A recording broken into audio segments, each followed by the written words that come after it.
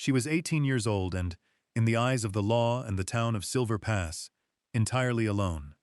With no family to claim her and no money to her name, she was left with a single, worn satchel, the deed to a worthless mountain cabin, and the $20 her stepfather had pressed into her hand as a final, dismissive gesture. And with that deed, she walked away from the only home she had known toward a place everyone said was beyond saving. But what nobody knew, what even she couldn't imagine, was that hidden deep within the crumbling stone of the cabin's hearth was a secret that would not only give her shelter, but build her a future. Settle in and stay close with us, and let us know in the comments where you're watching from tonight. Sarah Bell had been raised by two people, though only one of them had been her parent. Her mother, Ilara, was a woman of gentle hands and a fragile constitution, a soul more suited to watercolor painting and quiet afternoons than the hard scrabble life of a mining town. She had loved Sarah with a fierce, protective tenderness, but her strength was a flickering candle against the high winds of the Rockies. Her father had been a miner, lost to a shaft collapse when Sarah was just a child, leaving behind little more than a good name and a collection of debts. The second person who raised her was her maternal grandfather, Angus MacLeod. He was a man made of pine knots and patience, a carpenter and stonemason who had built half the respectable structures in Silver Pass. It was Angus who taught Sarah the language of wood and stone. He showed her how to read the grain of a plank, how to mix mortar that would hold against a century of winter, how to sight a true line and swing a hammer with an economy of motion that was its own kind of grace. He never spoke of her as a girl who shouldn't be learning such things. He spoke of her as a person with good hands and a keen eye, and that was all that mattered. He gave her a small block of pine when she was 10, and a carving knife with a well-oiled handle. Over a long winter, he taught her how to whittle, and from that block emerged a small, imperfect, but deeply cherished wooden songbird. It was her most beloved possession, a tangible piece of his quiet, steady love. When Angus passed from lung fever 2 winters later, Sarah was left with his tools, his knowledge, and the little bird that fit perfectly in the palm of her hand. A year after his death, her mother, lonely and struggling, married a man named Thomas Henderson, the manager of the mining company's general store. Henderson was a man of ledgers and straight lines, a man who saw life as a series of transactions. He provided for Ilara, but he looked at Sarah as a cost, an entry on the debit side of the page. He did not approve of her calloused hands or the scent of sawdust that clung to her clothes. He saw her competence not as a virtue, but as an unfeminine and vaguely insolent trait. Ilara, weakened by recurring illness, could do little to shield her daughter from his cold disapproval. She passed away on a Tuesday in late autumn, just a month before Sarah's 18th birthday, leaving behind only one thing of value: the deed to a small, dilapidated cabin high up on the flank of the mountain, a property that had belonged to Angus and that Henderson had always dismissed as worthless. For Sarah, the cabin was more than a ruin. It was the last piece of her grandfather, the last echo of a life where she had been valued for the strength in her hands and the clarity of her gaze. On the morning of her 18th birthday, the air was crisp with the promise of an early snow. Sarah was in the small shed behind the house, cleaning and oiling her grandfather's tools, when Thomas Henderson appeared in the doorway. He did not wish her a happy birthday. He held a single folded paper in his hand, along with a small clutch of bills.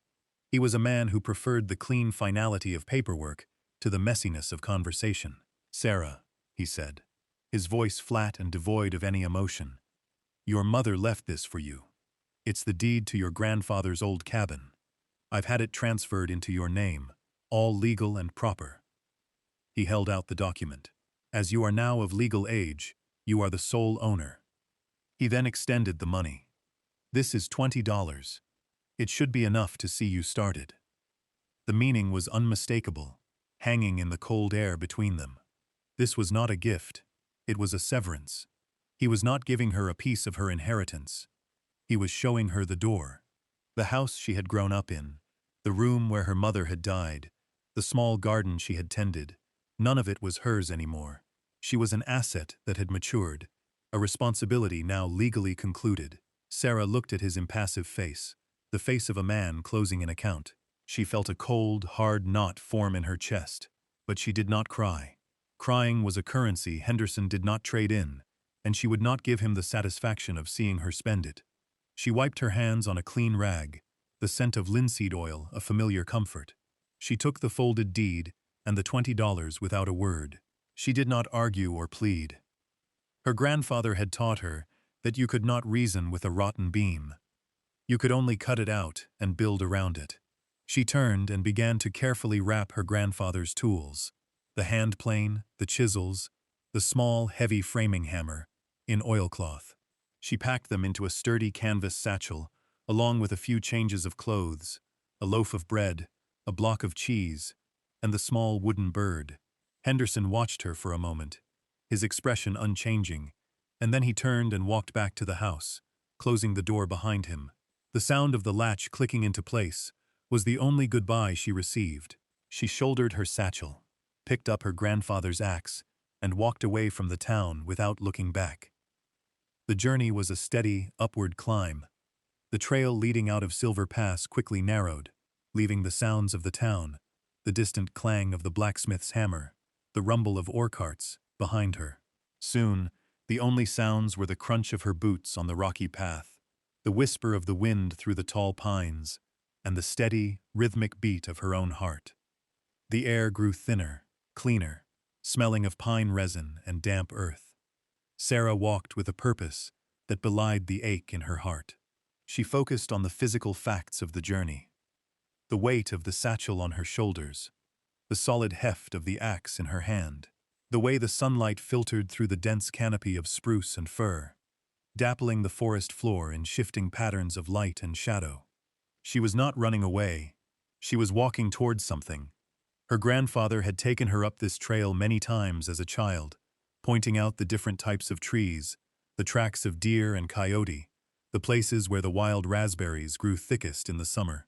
He had spoken of the cabin, not as a ruin, but as a place of refuge, a place where a person could be quiet and think. "A good structure has honest bones, Sarah," he had told her once, his hand resting on the rough bark of a lodgepole pine. Fashion and opinion, they change like the weather, but solid joinery, a true foundation that endures. She felt his presence with every step, his quiet wisdom a map in her mind. As the afternoon wore on, the mountain grew steeper. Her legs began to burn, and her breath came in short, sharp puffs of white in the cooling air. She stopped once by a small, rushing creek, its water so cold it made her teeth ache. She drank deeply, refilled her canteen, and ate a piece of bread, leaning against a granite boulder still warm from the midday sun. She looked down the valley at the town of Silver Pass, a small collection of buildings huddled by the river, a place that had just yesterday been her entire world. It looked small and insignificant from up here. A profound sense of separation settled over her, not of loss, but of release. She was no longer Sarah Bell, Henderson's unwanted stepdaughter. She was just a young woman on a mountain, with a set of good tools, and a piece of paper that said she owned a piece of this wild, enormous landscape. She pushed herself back to her feet and continued her climb. The weariness in her muscles, a welcome distraction from the weariness in her soul. She was moving, she was working, and as long as she was doing that, she could keep the grief at bay. By late afternoon, she reached the small clearing, and there it was. The cabin sat nestled in a grove of aspens, their leaves a shivering gold in the low-angled light. It was small, no more than 16 feet square, built of hand-hewn logs that had silvered with age. The roof, made of split cedar shakes, was sagging in the middle, and a section of the porch had collapsed entirely. One of the two front windows was a dark, gaping hole, its glass long shattered. Moss grew thick in the crevices of the stone chimney, and a tangle of wild vines had climbed halfway up the western wall. To any other eye, it was a derelict structure, slowly being reclaimed by the mountain. Henderson had called it worthless, a liability. But Sarah saw what he could not. She saw the foundation stones, Massive granite blocks her grandfather had set himself, level and true. She saw the corner notching of the logs, a full dovetail, tight and precise, a mark of true craftsmanship that had kept the walls from shifting for 50 years. She saw the way the cabin was sited, facing south, to catch the winter sun, with its back to the prevailing north wind. She saw not a ruin, but a set of honest bones. She dropped her satchel and axe on the porch steps and walked a slow circle around the building, her hand trailing along the rough-hewn logs. The chinking, a mixture of mud and moss, had crumbled away in many places, leaving gaps for the wind to whistle through. The door, made of thick pine planks, hung crookedly on one remaining leather hinge. But it was there. It was solid. It was hers. Taking a deep breath, she put her shoulder to the door and pushed. It groaned in protest, scraping against the warped floorboards, but it opened. The interior was a single room, choked with the dust of years. A thick blanket of pine needles and leaves had blown in through the broken window, covering the floor. A simple stone hearth and chimney dominated the far wall, its mantelpiece thick with grime. In the center of the room stood a crude table and a single three-legged stool, both covered in a film of gray dust. Cobwebs, thick as spun wool, hung from the rafters. The air was heavy with the smell of decay, of damp earth and mouse droppings. But beneath it all, Sarah could smell the faint, lingering scent of pine wood and wood smoke, the ghost of 1,000 fires her grandfather had built in that hearth. She walked to the broken window and looked out. Through the frame of dark, weathered logs, she saw a breathtaking view of the valley below, a vista of mountains, rolling away to the horizon, their peaks already dusted with the first snow. This was not a place of lack. It was a place of possibility. She unshouldered her satchel, laid it on the dusty table, and began to work. For the first week, she slept rolled in her blanket on the floor, the wind finding its way through the countless gaps in the walls. Her days were a litany of labor. She started with the roof, the most critical repair. Using her grandfather's axe, she felled 2 small, straight lodgepole pines and, with painstaking effort, split them into rough shakes. It was slow, brutal work, her hands quickly blistering and then callousing over. She tore out the rotten sections of the roof. Her small frame braced against the steep pitch, and carefully laid the new shakes, overlapping them just as Angus had taught her. She didn't have nails, so she used wooden pegs, whittled in the evenings by the light of her small fire. Next, she tackled the chinking. She spent 2 days down by the creek, mixing clay-heavy soil with water and dried grasses until it was the right consistency. Then, methodically, she worked her way around the cabin, packing the mixture deep into the gaps between the logs, both inside and out. Her fingers were raw, her arms ached. But with each sealed gap, the cabin grew quieter, more secure, a true shelter against the encroaching winter. The broken window she covered with a piece of oiled canvas from her pack, a temporary measure that at least kept the wind out. One evening, exhausted and covered in mud and pine pitch, she turned her attention to the hearth. A large, flat hearthstone in front of the firebox was loose, rocking slightly whenever she stepped on it. It was a small annoyance, but her grandfather had despised things that were not sound. "A hearth is the heart of a home, lass," he'd said. "It needs to be solid."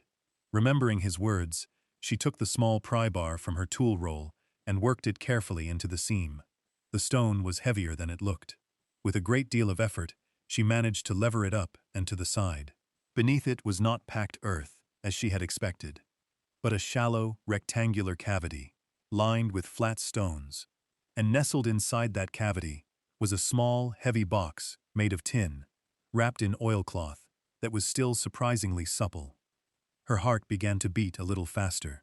With trembling fingers, she unwrapped the package.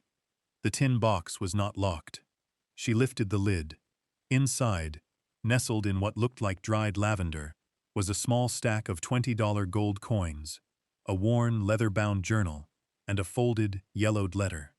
She picked up the letter first. The handwriting was elegant, precise. The ink faded, but still legible. It was dated 30 years prior. It began, "To whoever finds this, if ever you do." Sarah sat back on her heels, the dust motes dancing in the single beam of fading light from the doorway, and began to read the words of a woman she had never met. The letter explained that her name was Elspeth Muir, and that she had been a schoolteacher who had lived in the cabin for 15 years after her husband, a geologist, had died in a rockslide. She had saved this money, a little at a time, for a future she never got to have, as she had fallen ill. "This is not a great fortune," she wrote, "but it is an honest one. I have no kin to leave it to. It is my hope that it finds its way into the hands of someone who needs a new beginning, someone with the patience to see the good bones of this little house. Use it to make this place warm and safe. Buy glass for the window. Buy a good stove. Live a quiet and decent life here. That would be the finest memorial I could ask for." Sarah slowly unfolded the stack of coins. There were 30 of them, $600, a fortune beyond her wildest imaginings. She picked up the journal.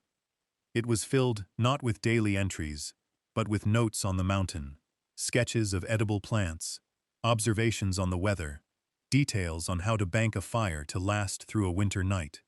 It was a manual for living in this exact spot, left by a kindred spirit. Tears she had refused to shed for herself now fell freely, splashing onto the dusty floorboards. Tears of gratitude for the kindness of a stranger, a woman who had faced her own loss and had chosen to plant a seed of hope in the heart of her home. With Elspeth Muir's legacy in her hand, Sarah's world expanded. The next morning, she walked back down the mountain, not with the heavy tread of an exile, but with the light step of a woman, with means and a plan. In Silver Pass, she went directly to Gable's mercantile. Mrs. Gable, a woman with a perpetually skeptical expression and a shrewd eye for character, watched as Sarah approached the counter. "I need supplies," Sarah said, her voice clear and steady. She laid out her list: 2 panes of window glass, a sack of flour, salt, beans, a side of bacon, nails of various sizes, a small cast-iron stove, and stovepipe. It was an audacious order for a girl who had left town with nothing. Mrs. Gable raised an eyebrow. "That's a tall order, Sarah. Comes to near $50. Without a word, Sarah placed 3 of the gold coins on the worn wooden counter. The dull, heavy clink they made seemed to silence the entire store. Mrs. Gable picked one up, bit it, and her expression softened from skepticism to something approaching respect. "Well, I'll be," she murmured. "Where did you come by this?" "I came by it honestly," Sarah said simply. It was all the explanation she offered, and all that Mrs. Gable required. The transaction changed everything. News of the Bell girl's gold traveled through the small town with the speed of gossip. When she went to the blacksmith shop to arrange for her stove to be transported, she found Silas Croft, a burly man with kind eyes, already expecting her. "Heard you're fixing up your granddad's old place," he said, wiping his hands on a leather apron. "It's a good spot. Always said it had solid bones." He offered to haul the stove and her other supplies up the mountain on his mule-drawn cart for a fair price. The journey back up was a different experience entirely. Riding beside Silas, Sarah felt a sense of belonging she hadn't realized she'd lost. He spoke of her grandfather with affection, telling stories of Angus's skill and stubborn honesty. "He'd be proud of you, girl," Silas said, looking at her calloused hands. "He always said you had the gift." The rebuilding began in earnest. With proper nails, she secured the new roof shakes, making them watertight and strong. She spent a full day carefully fitting the new glass panes into the window frames, sealing them with putty she bought from Mrs. Gable. The simple act of letting in clear, unobstructed light transformed the dark cabin. The cast-iron stove was her greatest treasure. Silas helped her install it, cutting a new hole in the roof for the stovepipe and ensuring it was properly seated and safe. That night, for the first time, Sarah lit a fire in a contained, efficient stove instead of the open hearth. The little cabin, filled with a steady, radiating warmth that chased the damp chill from the very logs. The work was methodical, each task building upon the last. She used her grandfather's hand plane to smooth the warped floorboards near the door. She built shelves into the wall next to the hearth, her dovetail joints as clean and tight as any Angus had ever made. She constructed a simple bed frame in the corner, a proper table, and a second stool. Each piece was functional, unadorned, but built to last, a testament to the skills her grandfather had given her, and the opportunity Elspeth Muir had provided. As the days shortened and the aspens shed their golden leaves, Sarah's life settled into a new rhythm, one dictated by the needs of the coming winter and the slow, steady work of her hands. The cabin was no longer a rustic shell, but a home, warm and tight against the wind. The scent of curing wood and baking bread replaced the smell of dust and decay. Her solitude was broken by infrequent but welcome visitors. Jedediah, an old trapper who lived further up the mountain, stopped by one afternoon, drawn by the curl of smoke from her new chimney. He was a man of few words, his face a roadmap of wrinkles from a life lived outdoors. He looked around the cabin, his gaze taking in the tight chinking, the clear windows, the neat stack of firewood. He nodded slowly. "Your granddad taught you well," he said, a high compliment from a man like him. He showed her how to set snares for rabbits and pointed out the game trails the deer used. From then on, he would often leave a brace of rabbits or a piece of venison on her porch, never waiting for thanks, a silent offering of neighborly respect. Mrs. Gable, from the mercantile, began to send customers her way. A miner's wife needed a sturdy cradle. A rancher needed a new set of kitchen cabinets. Sarah's work, like her grandfather's, was honest and fair. She used the pine and aspen from her own land, and her reputation for quality craftsmanship grew. She bartered her work for things she couldn't make herself: wool blankets, kerosene for her lamp, a young laying hen from a nearby homesteader. She was becoming part of the mountain's quiet economy, a network of mutual reliance and respect. Silas the blacksmith became a regular visitor, stopping by on his way to check his traps.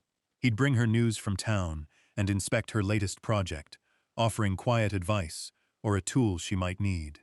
A community, not of words but of deeds, was forming around her. People in Silver Pass no longer spoke of her as Henderson's cast-off, but as Sarah on the Mountain, a title that carried a note of admiration. The cabin itself became a landmark. The warm light from its windows was a welcome sight for travelers on the high trail after dark. It was no longer Angus MacLeod's ruin. It was Sarah Bell's home. The $20 her stepfather had given her lay untouched in a small wooden box she had made. It was a reminder not of her rejection, but of her beginning. The gold coins were a foundation, but her own two hands, guided by the lessons of her past, were what truly built her life. She was not just surviving, she was thriving, rooted in the place everyone else had abandoned. One evening, in the deep of winter, a heavy snow was falling, blanketing the mountain in a thick, silent layer of white. The wind howled outside, but inside the cabin, it was profoundly peaceful. The little stove radiated a deep, comforting warmth, and the air was filled with the scent of pine from the fire and stew simmering on the stovetop. Sarah sat at her table, the surface smooth and solid beneath her elbows, a testament to her own labor. The light from her kerosene lamp cast a warm, golden glow across the room, illuminating the tight-hewn logs of the walls, the neat shelves holding her few dishes and books, and the sturdy bed in the corner, piled with wool blankets. She held in her left hand the small wooden songbird her grandfather had taught her to carve, its surface worn smooth by years of being carried in her pocket. In her right hand, she held a small, flat river stone, gray and perfectly smooth, which she had found at the bottom of Elspeth Muir's tin box, tucked beneath the last of the coins. It was a simple, worthless object, but Elspeth had saved it, and so Sarah treasured it. She looked at the two objects resting in her palms, one a symbol of the skill and love that had prepared her, the other a symbol of the unexpected grace that had sustained her. Angus and Elspeth, a carpenter and a schoolteacher, two people who had never met, whose lives were decades apart, yet who had both, in their own way, provided her with a home. One had given her the knowledge to build, and the other had left her the means. Henderson had seen only a worthless cabin and an unwanted girl. He had cast them both aside, but he had failed to see the strength in the cabin's bones and the resilience in her spirit. He had thought he was closing a ledger, but he had opened a new one for her. The cabin was more than wood and stone. It was proof. Proof that what one person discards, another can treasure. Proof that a life could be built from what was left behind. The mountain, once a symbol of her isolation, was now her sanctuary and her provider. The wind gusted, rattling the window pane, but the glass held firm. Sarah was 18 years old, and she was home. She had $20 to her name when she started, and she had spent it on nothing because she hadn't needed it. The deed to this worthless cabin was the greatest gift she had ever received. It was the best transaction she ever made. She was 18 years old and homeless when she walked up that mountain. She had a deed to a worthless property and $20 to her name. She spent none of the money, but invested all of her hope in the cabin. It was the best investment she ever made. We hope this story of resilience and hidden kindness brought a little warmth to your day. If it did, please consider sharing it with someone who might need to be reminded that value is often found where we least expect it. What is something in your life that others overlooked, but that you found to be a source of strength or treasure? We'd love to read your thoughts in the comments below.